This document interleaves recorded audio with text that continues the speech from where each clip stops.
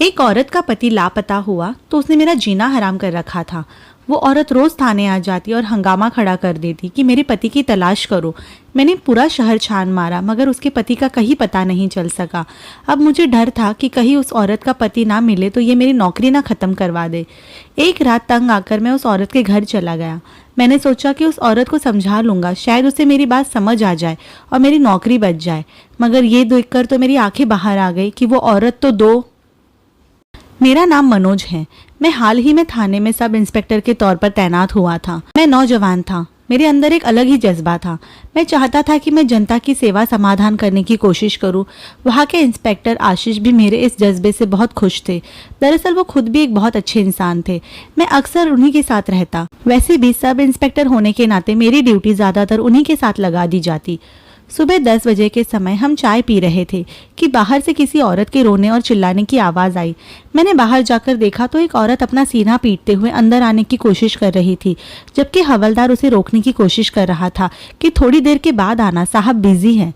आशीष साहब ने मुझे कहा कि जाकर उस औरत को अंदर ले आओ। मैंने उस औरत को अंदर आने को कहा। वो हमारे सामने आकर जमीन पर बैठ गई। उस औरत की आंखों में मोटे मोटे आंसू सच में बहुत परेशान करने वाले थे। उस औरत की उम्र करीब करीब 20-22 साल की होगी। मैंने कहा, मैडम जी क्या हुआ है आपको, आप इतना क्यों रो रही हो? वो औरत रोते हुए बोली, मेरा पति एक हफ्ते से घर नहीं आया है। मुझे डर लग रहा है इंस्पेक्टर साहब, कहीं मेरे पति को कुछ हो ना गया हो। उसके दुश्मन भी बहुत है, मुझे लगता है, या फिर भगवान ना करे। औरत जोर जोर से रोने लगी। इतना कहकर उसका रोना देखकर मैं भी बड़ा परेशान हो गया। आशीष सर ने मुझे चुप रहने का इशारा कर दिया था और जब वो औरत रो रो कर थक चुकी थी, उस पर हमने कोई हमदर्दी ना दिखाई तो वो बड़ी परेशान और हैरान होकर हमें देखने लगी। आशीष साहब ने सर से पांव तक उस औरत को देखा और बोले कि ठीक है मैडम जी, हम आपकी रिपोर्ट दर्ज कर लेते हैं और खोजबीन पूरी करने के लिए आपको थाने बुलाएंगे। फिलहाल आप अभी रिपोर्ट लिखाकर घर जाए। वो औरत कहने लगी कि आप नहीं जानते साहब मैं कितनी परेशान हूँ, आप मेरी मदद करेंगे तभी मैं यहाँ से जाऊंगी, वरना मैं ऊपर तक जाऊंगी। सबको कहूंगी कि पुलिस वाले मेरी कोई भी मदद नहीं करते हैं। बड़ी मुश्किल से हमने उसे थाने से बाहर निकाला। उसके जाने के बाद आशीष सर कहने लगे, इस औरत पर खास ध्यान रखना, यह औरत तो बड़ी चालाक लगती है। फिर सर कहने लगे, आज शाम को ही हम इस औरत के घर बगैर किसी चेतावनी के चलेंगे। फिर शाम के समय आशीष सर और मैं उस औरत के दिए गए पते पर पहुंचे। दरवाजा खटखटाने से पहले हमने आस पड़ोस में से थोड़ी जानकारी इकट्ठा की तो आसपास के लोग अपने कानों के हाथ लगाते हुए कहने लगे, भगवान बचाए ऐसे इंसानों से। ये तो पति पत्नी सारा दिन और सारी रात लड़ते रहते हैं। इन्होंने तो मोहल्ले का सुकून ही बर्बाद कर दिया है। मुझे बहुत हैरत हुई। मैंने कहा, लेकिन उस औरत ने तो रिपोर्ट दर्ज कराई है कि इसका पति लापता हो गया है। वो लोग कहने लगे, हम इस बारे में नहीं जानते, बस हमें तो यही पता है कि उस औरत और उसके पति ने हमें बड़ा तंग कर रखा है। दिन रात इनकी आवाजें हमें आती रहती है। मैंने इन लोगों को कितनी बार मना किया है मगर मजाल है कि ये किसी की बात माने। वो आदमी ये कहकर चला गया था। इतने में उस औरत ने दरवाजा खोल दिया। वो तो अभी भी रो रही थी। हमने उस औरत से अंदर आने की अनुमति ली। उसने हमें घर के अंदर बुला लिया और घर के अंदर जाकर आशीष सर ने घर का पूरा जायजा लिया। वो औरत उतरी हुई निगाहों से हमें देख रही थी, जैसे कि किसी बात का हमें पता चल जाने का डर महसूस हो रहा हो। वो औरत कहने लगी, आपको यहाँ क्या मिलेगा? मेरा पति गुम हो गया है, आप उसे ढूंढते क्यों नहीं, बल्कि आप मेरे घर अब क्या लेने आए हैं? आशीष सर ने घूरकर उस औरत को देखा तो वो चुप हो गई, लेकिन अब मुझे उसके शब्द बड़े ही अजीब लग रहे थे। वो बार बार हमें घर से जाने के लिए कह रही थी। थोड़ी देर के बाद आशीष सर ने थोड़े गुस्से से कहा, मैडम जी आप थोड़ी देर के लिए बाहर चली जाइए, हमें अपना काम करने दे। सर की बात सुनते ही उस औरत के हाथ पांव ठंडे हो गए। क्यों जी, मैं क्या कोई चोर हूँ? ये मेरा घर है, मैं अपने घर से बाहर क्यों जाऊँ? जी मैडम जी, आपको थोड़ी देर के लिए चुप हो जाना पड़ेगा, या तो फिर आप बाहर चली जाइए, वरना हमें दूसरा तरीका भी आता है। आशीष सर ने गहरी नजरों से उसे देखते हुए ये कहा तो वो घबरा गई। नहीं साहब, मैं नहीं जाऊंगी, घर में 100 समस्याएं होती है, मैं अपना पूरा घर आपके हवाले कैसे छोड़ दूं? अच्छा ठीक है। और फिर हम दोनों बाहर आ गए। मैंने कहा, आशीष सर ये क्या, आप उसके कहने में आ गए? घर की तलाशी लेते लेते आखिर हम बाहर क्यों आ गए? वो कहने लगे, तुम नहीं समझे, मैं उस औरत को आजमा रहा था। उसके व्यवहार से पता चल रहा है कि उसे परेशानी इस बात की है कि हमें किसी चीज का पता चल न जाए। अगर ये परेशान होती है अपने पति की याद में तो इतनी बातें नहीं सोचती कि घर खुला पड़ा है या फिर किसी और के हवाले कर दिया जाए। तो मेरा नुकसान हो जाएगा। अब तुम सब्र करो और देखो मैं उस औरत का क्या हाल करता हूँ। आशीष सर ने कहा तो मुझे समझ में नहीं आया कि वो क्या कहना चाहते हैं। फिर कुछ दिन खामोशी से गुजर गए। वो औरत थाने नहीं आई। शायद ये सोचकर चुप हो गई कि शायद उसके पति की खोजबीन करने में कहीं उसका सच खुलकर सामने न आ जाए, इसीलिए उसने दोबारा हमसे संपर्क नहीं किया था। एक दिन सुबह सुबह आशीष सर कहने लगे कि तुम अपने कपड़े बदलो, भेष बदलकर हम उस औरत के घर जाएंगे। मैंने कहा ठीक है। हम दोनों अपनी वर्दी उतारकर पैंट शर्ट पहनकर उस औरत के घर वाली गली में पहुंच गए। वहां जाकर देखा तो सभी लोग जागे नहीं थे। सुबह सुबह का टाइम था। हर तरफ खामोशी का माहौल था। आशीष सर ने मुझे घर के बाहर ही रुकने को कहा और वो खुद उस औरत के घर के आसपास का जायजा करने लगे। मैं उन्हें देख ही रहा था, लेकिन मेरी कुछ भी समझ में नहीं आ रहा था कि तभी अचानक उनकी नज़र किसी चीज़ पर पड़ी। उसको देखते ही वो कहने लगे, जाओ जाकर थाने से लेडीज पुलिस को लेकर आओ और कुछ पुलिसकर्मियों को लेकर आओ। हमें अभी इस औरत को गिरफ्तार करना होगा। लेकिन सर, अभी तो उस पर कोई जुर्म साबित नहीं हुआ है, फिर हम उस औरत को क्यों गिरफ्तार कर रहे हैं? मैंने मारे हैरत के पूछा। सर ने कहा, जितना कहा है उतना करो। मैं ऐसा क्यों कर रहा हूँ ये सब मैं तुम्हें बाद में बताऊंगा, और ये बात तुम्हें सारी जिंदगी काम आने वाली है। मैंने जल्दी से थाने फोन करके पुलिस मंगवा ली। कुछ पुलिसकर्मी कुछ लेडीज पुलिस को साथ लेकर समय पर पहुंच गए। पुलिस की गाड़ी देखकर सब लोग अपने अपने घरों से निकल आए थे और उस औरत के घर के बाहर जमा होने लगे थे, मानो कि कोई तमाशा लगने वाला हो। आशीष सर ने उस औरत के आंसुओं की परवाह न करते हुए पुलिस को हुक्म दिया कि इस औरत को गिरफ्तार करके पुलिस जेल में डालो। वो औरत जोर जोर से रोने लगी, फिर बोली, मेरा पति गुम हो गया है और तुम लोग मुझे गिरफ्तार करके ले जा रहे हो बजाय मेरी मदद करने के। सर ने उसकी एक न सुनी। थाने पहुंचकर लेडी पुलिस ने उस औरत की दुर्गति बनाना शुरू कर दी थी। उसे बुरी तरह मार पड़ रही थी, यहाँ तक कि वो अपना मुंह खोलने पर मजबूर हो गई और फिर उसने खुद ही कह दिया कि उसने खुद ही अपने पति को मार दिया है और अब मैं आपको एक एक शब्द सच सच बताऊंगी। फिर आखिरकार उसकी कहानी उसने खुद ही सुनाई। उस औरत ने हमें बताया कि हम 2 बहनें थी। मेरा नाम हीना है और मेरी बड़ी बहन का नाम नगमा था। हमारी माँ नहीं थी और पापा की किराने की दुकान थी। पापा ज्यादातर दुकान पर ही बैठा करते। हम दोनों बहनों में आपस में बहुत प्यार था। मैं अपनी दीदी के बिना रह नहीं सकती थी। नगमा दीदी की शादी 3 साल पहले ही हो गई थी। जब दीदी की शादी हुई उन दिनों मैं 18 साल की थी।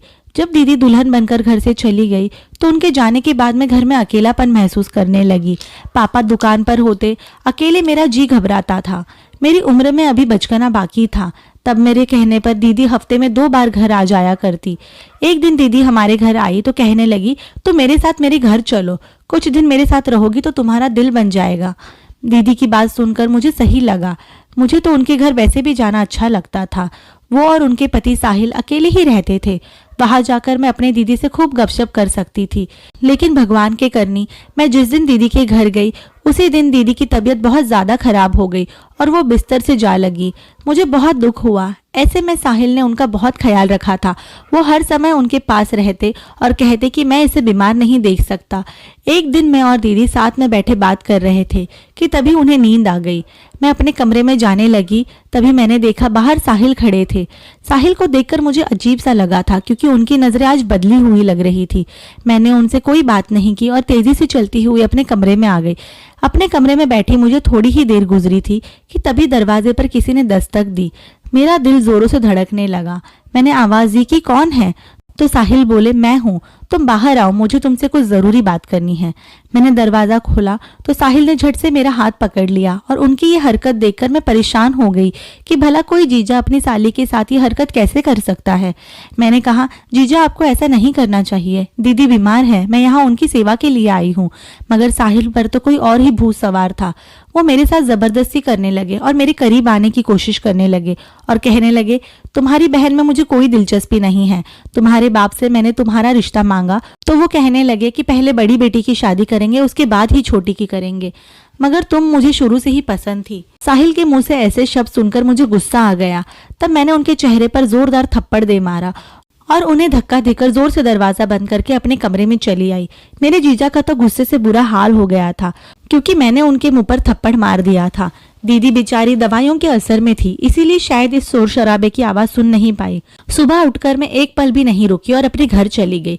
कुछ ही दिनों में मेरी दीदी बहुत कमजोर हो गई थी, यहाँ तक कि उन्हें अस्पताल में ले जाना पड़ा। अस्पताल पहुंचकर पता चला कि दीदी ने बहुत बड़ा सदमा दिल को लगा लिया है और इसके कारण वो बीमार पड़ गई हैं। ये सब सुनकर मैं परेशान हो गई थी। मेरे पापा भी अस्पताल आ पहुंचे, लेकिन उसी शाम दीदी हम सबको छोड़कर दुनिया से चली गई। इस खबर ने तो जैसे मेरे सर पर सातों आसमान गिरा दिए थे। उस दिन मैं दहाड़े मार मार कर रोई थी। मैंने सोचा नहीं था कि मेरी दीदी मुझे इतनी जल्दी छोड़कर चली जाएंगी। मेरा तो सब कुछ मेरी दीदी से ही था। मैंने सोचा अब शायद मैं इस साहिल जैसे आदमी को कभी मुंह नहीं लगाऊंगी। ऐसे घटिया इंसान को मुंह लगाने की कोई जरूरत नहीं थी। लेकिन जिंदगी बड़ी अजीब है। यह इंसान को ऐसे मोड़ पर ले आती है जिसे इंसान ने कभी सोचा भी नहीं होता। साहिल ने मेरे पापा से मेरा रिश्ता मांगा और न जाने उन्होंने क्या बात की मेरे पापा से जो वो मेरी शादी के लिए मान गए और मेरी रजामंदी के बगैर ही मुझे साहिल के पल्ले बांध दिया। मैंने अपने पापा को समझाने की कोशिश की कि साहिल अच्छा आदमी नहीं है, उसकी नीयत गंदी है, वो पहले भी मेरे ऊपर गंदी नजर डाल चुका है। लेकिन उन्होंने मेरी एक न सुनी। ये बात मेरे लिए बहुत ही ज्यादा तकलीफ देने वाली थी, लेकिन मैं क्या करती। इस जैसे घटिया इंसान का साथ अब मेरी किस्मत में लिख दिया गया था और फिर साहिल से मेरी शादी हो गई। शादी के बाद कुछ और दिनों तक उसका व्यवहार मेरे साथ बहुत अच्छा रहा, लेकिन धीरे धीरे जब उसका मन मुझसे भरने लगा तो उसका व्यवहार मेरे साथ खराब होने लगा था।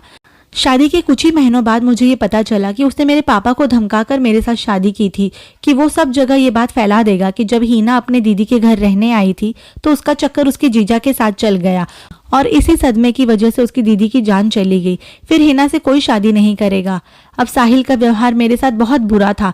वो मुझसे कभी बात नहीं करता था, हर समय मुझे ताना देता और मुझ पर शक भी करता, मेरी मारपीट करता। वो एक दिमागी मरीज बन गया था। तो मैंने एक तरफ से पीछा छुड़ाने के बारे में सोचा। मैं ये भी समझ गई थी कि साहिल ने ही मेरी बहन की जान ली थी और ये बात उसने खुद अपने मुंह से बोली थी। एक दिन झगड़े में उसने कहा कि तुम्हारे इनकार की सजा तुम्हारी बहन को मिल चुकी है। तब मैंने उससे पूछा था कि तुमने मेरी बहन के साथ क्या किया, तो उसने साफ शब्दों में मुझे बोल दिया कि तुम्हारी बहन को दवाई के नाम पर मैं जहर देता था, जिसकी वजह से वो बीमार रहती थी और फिर इस दुनिया से चली गई। और फिर मेरा खून खौल उठा, मैं बर्दाश्त न कर सकी और फिर मैंने उससे अपनी बहन का बदला लेने के लिए प्लान पर सोच विचार करने लगी और फिर मैंने अपनी दीदी का बदला ले ही लिया। उस जैसे घटिया इंसान की यही सजा थी। मैंने उसे अपने आंगन में ही गड्ढा करके गाड़ दिया है। उस औरत की कहानी पूरी हो चुकी थी। आशीष सर ने उस औरत को अंदर ले जाने का हुक्म दिया और बैठकर उसकी फाइल बनाने लगे। मैंने कहा, सर मैं एक बात सोच रहा हूँ कि आखिर आपको पता कैसे चला कि उस औरत ने ही अपने पति का खून किया है। सर कहने लगे, मैंने सारी उम्र इस थाने में गुजारी है। मैं जानता हूँ कि किसी इंसान की बात करने का मतलब और अंदाज क्या होता है। हम बिना बताए उस दिन उस औरत के घर गए थे और वो औरत एकदम से घबरा गई थी, जैसे कोई मुजरिम घबरा जाता है। लेकिन कोई भी सबूत मेरे हाथ नहीं लगा। जिस दिन मैं दूसरी बार तुम्हारे साथ उस औरत के घर गया तो तुम्हें याद होगा, मैंने वहां पर कुछ देखा था और तुम्हें उस औरत को गिरफ्तार करने का हुक्म दिया था। ऐसा मैंने इसलिए कहा था क्योंकि वहां एक खास किस्म की चींटियां थी। ऐसी चींटियां ज्यादातर कब्रिस्तान में पाई जाती हैं। एक बार मेरा कब्रिस्तान जाना हुआ था, वहां पर मैंने इस तरह की चींटियों को देखा था। इसीलिए मुझे पता था कि कब्रिस्तान की चींटियों में और हमारे घर की चींटियों में बहुत अंतर होता है। इसीलिए जब मैंने कब्रिस्तान वाली चींटी उस औरत के घर के दीवार पर देखी और मैं समझ गया कि यहाँ आसपास ही कहीं कोई मुर्दा था और सच में ऐसा ही हुआ था। उस औरत की जगह बताने पर आंगन को खोदकर वहां से लाश को निकाला गया। उस औरत को कानूनी सजा दी गई क्योंकि इंसान के साथ कितना भी बड़ा जुल्म क्यों ना हो जाए, उसे कानून को अपने हाथ में नहीं लेना चाहिए। थाने में ये मेरा पहला केस था, इसीलिए मैं ऐसे नहीं भूल सकता। मैं सोचता हूँ कि गलती किसकी थी, उस औरत की या उसके बाप की या उसकी बहन की या फिर हमारे समाज की, जो नाजुक रिश्ते के बीच कोई पहचान ही नहीं रख पाते। साली आदि घरवाली है, इस जैसे घटिया शब्दों ने रिश्ते की परिभाषा ही बदल दी है। दोस्तों, आपका इस बारे में क्या ख्याल है? अपनी राय जरूर दीजिएगा। दोस्तों, मैं उम्मीद करती हूँ कि आपको कहानी अच्छी लगी हो। कहानी अच्छी लगने पर लाइक और शेयर जरूर करें और ऐसी कई दिलचस्प कहानियाँ सुनने के लिए आपके कहानी सुनो चैनल को सब्सक्राइब करें और हाँ, नोटिफिकेशन बेल जरूर दबाइएगा ताकि अपडेट सबसे पहले आपको मिले। धन्यवाद।